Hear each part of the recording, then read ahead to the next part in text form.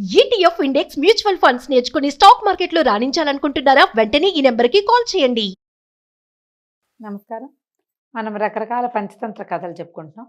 ఇంచుమించు చివరికి వచ్చేసాం. పూర్వమట మధువ్రతుడని ఒక రాజుగారు ఉండేవారు. ఆయనకి లేక లేక ఒక కూతురు పుట్టింది. తీరా ఆ పిల్ల నుదుటి మీద ఒక కొమ్ముతో పుట్టింది. ఇక్కడ ఒక కొమ్ము వచ్చింది దానికి, చంటి పిల్లకి. మంత్రి గారు వచ్చి చెప్పాడు, మనకి అమ్మాయి పుట్టిందంటే సంతోషించారు, చాలా బాగుందన్నారు. అందరికీ నగలు నాణ్యాలు పంచిపెట్టారు. 3వ రోజున పురిట్లో పిల్లని చూడడానికి వెళ్ళేసరికి దాని మొహం మీద కొమ్ము ఉంది. రాజుగారు హడిలిపోయాడు, ఇది ఇట్ట ఉంది కొమ్ము, ఈ కొమ్ము ఉన్న పిల్లని ఏం చేయాలి? సరే ఏం చేయాలి అని ఆలోచించారు. పిల్లని చంపేద్దామా, ఎక్కడైనా వదిలేద్దామా, ఏం చేద్దాం అంటే మంత్రి గారు అన్నట్టు తొందరపడద్దండి, మనం ఎవరైనా పురోహితులను అడుగుదాం, ఏం చేయొచ్చో చూద్దాం అని చెప్పి కొంతమంది పురోహితుల్ని పిలిపించాడు. వాళ్ళందరూ అన్నారు, అయ్యో అయ్యో, ఆడపిల్ల మొహం మీద కొమ్ముతో పుడితే ఇంకేముంది, చాలా అనర్థం మహారాజా. ఈ పిల్ల ఉంటే మీకు తండ్రికి ఇబ్బందే, పెళ్ళైతే భర్తకి ఇబ్బందే. ఈ అమ్మాయి వల్ల అమ్మాయి మృత్యువుగా భావించాలి, దీనివల్ల అనర్థాలు జరుగుతాయి. ఇట్టా చెప్పారు. చెప్పాక ఏం చెయ్యాలి అంటే వాళ్ళు అన్నారు, అట కాదండి, పిల్లని ప్రస్తుతానికి గదిలో పెట్టి తాళం వేయండి, ఓ గదిలో ఉంచండి, అందరికీ చూపించద్దు, మీరు చూడొద్దు. పిల్లదారి పిల్లని ఉంటుంది, పెరుగుతూ ఉంటుంది. కొన్నాళ్ళక పెళ్ళిడు వచ్చాక ఎవరికైనా ఇచ్చి పెళ్లి చేసేద్దాం. పిల్లని తీసుకుని ఊరు వదిలిపెట్టి వెళ్ళిపోవాలి, మన దేశంలో ఉండకూడదు అని చేద్దాం. అప్పుడు మీకు శిశు హత్యాపాతం, పుత్రికా హత్యాపాతకం ఇలాంటివి చుట్టుకోవు.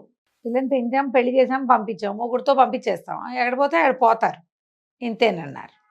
సరే రాజుగారు బాగా ఆలోచించుకుని ఈ పసిగుడ్డుని చంపటం ఎందుకులే, ఎటాగొట్టా పెరుగుతుందని ఓ 2-4 చిలకత్తెల్ని పెట్టి ఒక దాదుల్ని పెట్టి వేరే భవనంలో ఉంచి పెంచడం మొదలుపెట్టారు. పిల్లని గదిలో పెట్టి తలిపేసి ఉంచేవాళ్ళ, పిల్ల ఎప్పుడు బయటకు వచ్చేదే.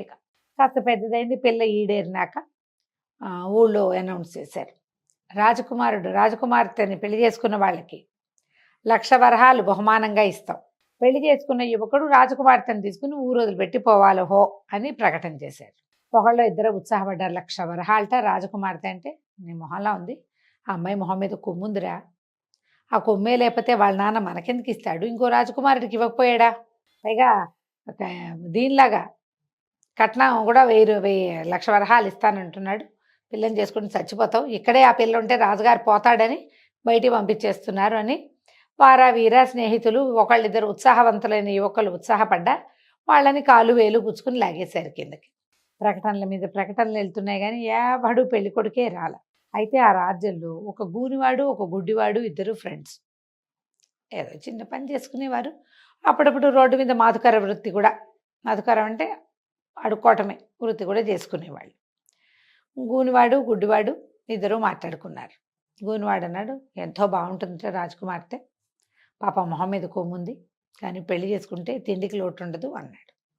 గుడివాడు అన్నాడు, సరేలే నేను చేసుకుంటా, పోని 1,00,000 వరహాలు వస్తాయి కదా, మరి ఇన్నాళ్ళు నేను అడుక్కునేటప్పుడు నువ్వేగా నాతో సాయం ఉన్నావు, ఇప్పుడు పెళ్లి చేసుకున్నాక కూడా నువ్వే సాయం ఉండు, చెరిసగం పంచుకుందాం, నాకెటాకు కళ్ళు లేవు, ఆ అమ్మాయి అందగత్తో ఇంకోటో దాని మొహాన కొమ్ముందో దాని వీపు కొమ్ములు ఉన్నాయి, ఎవడు చూడబోయాడు, నాకు తెలియదుగా, కనపడదు కదా, అంధుండి కాబట్టి నాకు అనిపించదు, కాబట్టి పెళ్లి చేసుకుంటాను, నేను చేసుకుంటాను, మరి నువ్వు నాతో పాటు ఉండమని అన్నాడు. సరే గూనివాడు గుడ్డివాడు ఇద్దరు ఓకే అంటే ఓకే అనుకున్నారు. సై అనుకుని రాజుగారి దగ్గరికి పోయారు. వెళ్ళాక రాజుగారికి చెప్పారు, అయ్యా మీ అమ్మాయిని నేను పెళ్లి చేసుకుంటాను అనగానే రాజు ఆశ్చర్యపోయాడు. మంత్రి అన్నాడు, పోన్లేండి ముష్టివాడు అయితే అయ్యాడు, ఇతను గుడ్డివాడు, అంధుడికి ఏమీ కనపడదు, అంధుడికి అందగత్తైనా ఒకటే, మొహం మీద కొమ్మున్నా ఒకటే, ఏం పర్వాలేదు, అతను అందుకే ఉత్సాహపడుతున్నట్టున్నాడు, చేసేద్దాం పిల్లకి పెళ్ళి అన్నారు. సరే రాజకుమార్తె నుంచి ఈ అంధ భిక్షుకుడికి వివాహం చేశారు. 1,00,000 వరహాలు చేతిలో పెట్టారు. సరే ఈ గూనెబ్బాయి గుడ్డెబ్బాయి రాజకుమార్తెను పుచ్చుకొని ఊర్లోంచి బయటకు వచ్చేసారు. ఊర్లోంచి బయటకు వెళ్ళిపోవాలని ముందే చెప్పారు కదా శాసనం, రాజకుమార్తెను కూడా తీసుకుపోయారు. రాజకుమార్తె చక్కగా చిలకల్లి ఉండేది, చిన్నప్పటి నుంచి తన పనులు తను చేసుకోవడానికి అలవాటు పడి ఉంది. ఈ 1,00,000 రూపాయలు పెట్టుకుని వేరే ఊళ్ళో ఒక చిన్న ఇల్లు తీసుకుని కులాసాగా ఉంటున్నారు. ఒకరోజు ఈ గుడ్డే భర్త ఎక్కడికో బయటికి వెళ్తే ఆ గూని కుర్రాడు అన్నాడు రాజకుమార్తెతో, అయ్యో నేను చూస్తే నాకు ఎంతో బాధగా ఉంది, నీకు ఎంత కష్టం వచ్చింది అన్నాడు. రాజకుమార్తె చక్కటిది కదా, పాపం చక్కదే, మొహం మీద కొమ్ముంది అంతే. రాకుమార్తె అంది, ఏమిటి ఇప్పుడు నాకు వచ్చిన కష్టం, ఆ ఊళ్ళో ఉంటే పెళ్ళి అయ్యేది కాదు, ఎవడు ముక్కు మొహం చూసేవాడు కాదు, ఇప్పుడు చక్కగా పెళ్ళయింది, భర్త ఉన్నాడు, నువ్వు స్నేహితుడు ఉన్నావు, మాట్లాడడానికి మనుషులున్నారు. ఇదివరకు నేను ఎవరితోటి మాట్లాడలేకపోయేదాన్ని. నా జీవితం హాయిగా ఉంది అనేసరికల్లా గూని అబ్బాయి అన్నాడు, చిచ్చి గుడ్డబ్బాయిని పెళ్లి చేసుకున్నావు, ఏం సంతోషం ఉంది నీకు?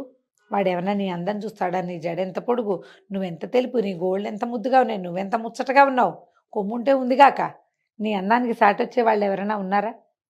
నీ అందాన్ని చూసి అనుభవించలేని భర్త ఉన్నాడు నీకు అనేసరికల్లా ఈ అమ్మాయిని ఏం చేయమంటావు మరి, ఏం చేయటానికి ఏముంది అని చెప్పి ఒక పెద్ద పావును పట్టుకొచ్చేట.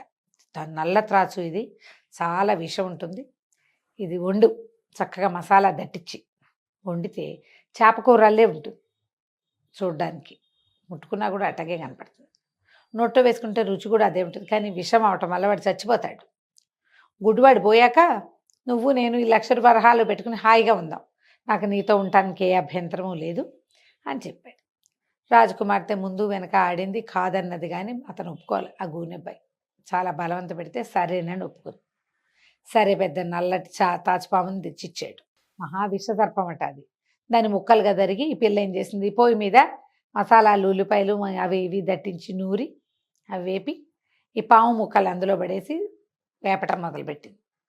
సరే భర్త ఎక్కడి నుంచో బయట నుంచి వచ్చాడు. వస్తే ఈ అమ్మాయి ఏమండి ఇక్కడ కూర్చోండి పొయ్యి దగ్గర, మరి కూర కదుపుతూ ఉండండి, అతనికి అలవాటే కాస్త వంటలో సాయం చేస్తాడు, కదుపుతూ ఉండండి, నేనేమో చెరువుకి వెళ్ళి మంచినీళ్ళు పట్టుకొస్తాను. ఆ పిల్లకి అక్కడ కూర్చోవటమే ఇష్టం లేదు, చేయటం ఇష్టం లేదు ఈ పని, అట్లా జరిగిపోయింది, వాడు బలవంతానికి లొంగిందనమాట.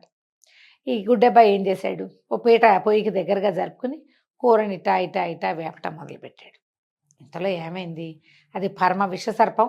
ఆ విషం ఉడుకుతూ ఉంటే ఆ పొగ వస్తోంది పైకి, మామూలుగా ఆవిరి వస్తుంది కదా, ఆ ఆవిరి మొహానికి తగిలి ఈ గుడ్డబ్బాయికి కళ్ళలో రకరకాల పొరలు గమ్మి, వాడికి పాపం కళ్ళు కనపడవు చిన్నప్పటి నుంచి. ఆ విష ప్రభావంతో పొరలన్నీ కరిగిపోయి కళ్ళు కనిపించడం మొదలుపెట్టింది. ఇక అబ్బాయి అంతా చుట్టూతా చూసుకుని ఈ ఉడికేది చేప కాదని, ఇది పామని, తనని చంపడానికే ఈ భార్య ఈ కూర వండుతోందని అర్థం చేసుకున్నాడు. కళ్ళు కనపడుతున్నాయిగా, ఊరుకున్నాడు. ఈ లోపల ఏమైంది, అమ్మాయి మంచినీళ్ళు పుచ్చుకుని వెనక్కి వచ్చింది. వెనక్కి వస్తే భర్త ఏమో పొయ్యి దగ్గర కూర్చున్నాడు, ఈ పిల్ల లోపల గుమ్మంలోకి వచ్చింది. ఈ గూని కుర్రాడు, వీపు వంగిపోయి ఉన్న కుర్రాడినాడుగా భర్త ఫ్రెండ్, వాడు లోపలికి వచ్చాడు. కూర చేసి పెట్టావా రాకుమారి పెట్టావా అన్నాడు. అనేసరికల్లా ఇంకా ఎక్కడ కూర ఎక్కడైంది, అదిగో అతనే పొయ్యి దగ్గర కూర్చుని కదుపుతున్నాడు చూడమని అనేసరికల్లా అప్పుడు ఈ గుడ్డిబాయికి ఏమర్థమైంది, ఓహో ఈ చేప అని చెప్పి ఈ మాంసాన్ని, పాము మాంసాన్ని తెచ్చిచ్చింది వీడనమాట. వాడు ఒక్క ఉదుటిని లేచి ఆ పొయ్యి దగ్గర నుంచి తన ఫ్రెండ్ అయిన ఆ గూని వాడిని ఆ పక్కనున్న లాఠీ కర్ర పెట్టి వీపు తుక్కు కొట్టాడు, వీపంతా కొట్టాడు. దుర్మార్గుడా, నన్ను చంపాలని చూస్తావురా, పెళ్లి చేసుకుంది నేనైతే 50 వరహాలు నీకు ఇస్తానన్నాను, నిన్ను నాతోటే ఉంచుకున్నాను, రాకుమార్తెతో అన్నం వండించి పెడితే నీకు చివరికి నన్ను చంపాలని చూస్తావా అని ఆ వీపు మీద శతమోదేసరికల్లా ఆ గూనివాడికి కాస్త వీపు నువ్వు సాఫీ అయిపోయింది. అంతకుముందు ఇట్లా వంగిపోయి ఉండేవాడు, ఈ పడ్డ దెబ్బలకి ఇట్లా వంగుని వాడు ఇట్లా లేచి ఉంచున్నాడు. ఇంతలో యువరాణి అడ్డం వచ్చింది. రాకుమార్తె అయ్యో అయ్యో చచ్చిపోతాడండి, ఏమైనా అవుతాడు, క్షమించండి, వదిలేయండి అంటే ఈ పై గుడ్డపై గుళ్ళు మండిపోయింది. నీ వల్లే కదా, వీడు చిన్నప్పటి నుంచి స్నేహితుడు, నాకు నీ మీద ఆస్తోటి నాకు శత్రువు అయిపోయి నన్ను చంపడానికి చూస్తున్నాడు అని చెప్పి ఆ కర్ర పెట్టి అమ్మాయి మొహం మీద కొట్టాడు. కొట్టేసరికల్లా ఈ ముందిట కొమ్ము పెరిగింది కదా, అది పళక్కమని విరిగిపోయింది. కొమ్ము విరిగిపోయింది, కొమ్ము లేదు, ఇంకా మొహం మీద ఊరికే మచ్చల్లే ఉంది అంతే. అమ్మాయి చూసుకుంది, కొమ్ము విరిగి ముక్కా చక్క అయిపోయింది, ఏం లేదు, కిందంతా పిండిగా రాలిపోయింది.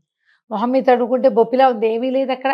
పరిగెత్తుకుంటూ పోయి అద్దం చూసుకుని ఏమంటే కొమ్ము మీద ఎట్టా కుట్టారండి, మీ కళ్ళు కనపడుతున్నాయంటే, ఇదేదో వండుతున్నావు రా మాంసం, ఆ మాంసం ఉడికే వాసనకి నాకు కళ్ళు వచ్చేసినాయి అన్నాడు. అనేసరికి మీకు కళ్ళు రావటమే కాదండి, మీ స్నేహితుడి గూని తగ్గిపోయింది, నా మొహం మీద కొమ్ము కూడా రాలిపోయింది అని అద్దం చూసుకుని భర్తకు చూపించింది. ఇదివరకు కొమ్ము ఉండేది, నువ్వు ముట్టుకునేవాడివి కదా, ఇప్పుడు చూడంటే మొహం నున్నగా ఉంది.